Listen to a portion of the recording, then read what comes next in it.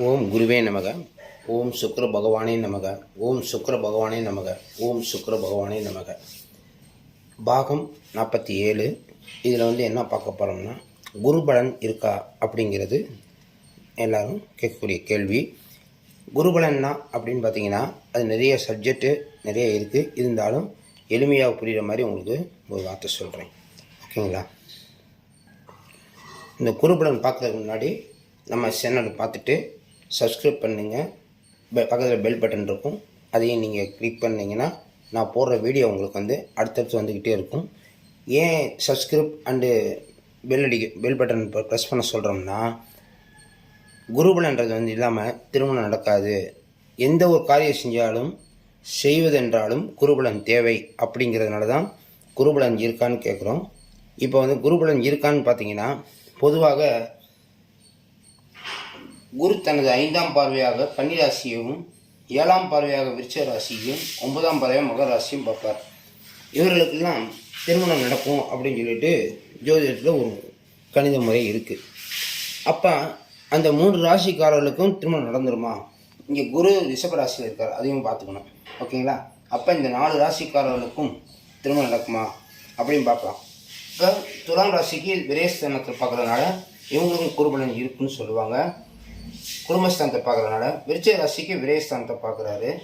மகர ராசிக்கு 12ஆம் இடத்துல பார்க்குறதுனால விரயஸ்தானமும், விருச்சிக ராசிக்கு குடும்பஸ்தானத்தையும் பார்க்குறதுனால அப்போ கிட்டத்தட்ட 1 2 3 4 5 6 7 ராசிக்காரர்களுக்கும் குருபலன் இருக்குது. அப்படிங்கிற ஒரு கணக்குப்படி குருபலன் வந்தால் திருமணம் நடக்குமான்னு கேட்டிங்கன்னா, பொதுவாக வீடு, கார், மனை, பதவி உயர்வு, வேலை செய்கிற இடத்துல நமக்கு பணம் எங்கேயாவது கொடுத்துருந்து வராமல் இருக்கிறது, அதுக்கெல்லாம் குருபலன் இருந்தால் தங்கு தடை இல்லாமல் கிடைக்கும் அப்படிங்கிற எடுத்துக்கலாம். ஆனால் திருமணம் அப்படின்னு வந்துட்டிங்கன்னா, எந்த ஜாதகமாக இருந்தாலும் லக்னத்துக்கு 7ஆம் இடத்துக்கு அந்த குரு பார்வை வரக்கூடிய காலகட்டத்தில் திருமணம் நடக்கும்.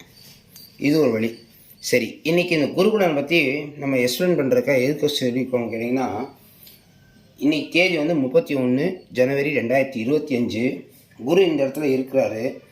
செவ்வாய் இங்கே புனர்பூச நட்சத்திரத்தில் இருக்கார், ஆனால் வக்ரமாக இருக்கார்.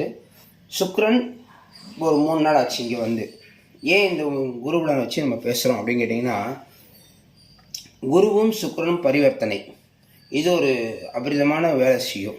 இப்போ இந்த காலகட்டத்தில் பார்த்தீங்கன்னா, ரிஷபராசிக்காரர்களுக்கும் மீன ராசிக்காரர்களுக்கும் பணம் வரக்கூடிய காலமாக இருக்கும்.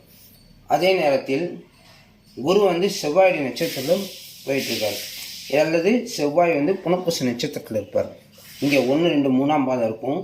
அந்த நட்சத்திரக்காரர்கள் குருவை தொட்டுக்கொண்டே இருப்பதால், அல்லது புனர்பூச 4ஆம் பாதத்தில் செவ்வாய் வந்தாலும் குருவும் செவ்வாயும் கனெக்ட் இருக்குது. அதே நேரத்தில் குருவும் சுக்கிரனும் கனெக்ட் இருக்கனால இந்த ராசிக்காரர்களுக்கு விரைவில் திருமணம் நடக்கும். அதாவது மிருகசீரிஷம், சித்திரை, அவிட்ட நட்சத்திரக்காரர்களுக்கு செவ்வாய் வக்ரமாக இருந்தாலும் ஒரு முயற்சி செய்யும்போது இந்த குருபலன் வேலை செய்யும் அப்படிங்கிறத முக்கியமான விதி. சுக்கிரன் இப்போ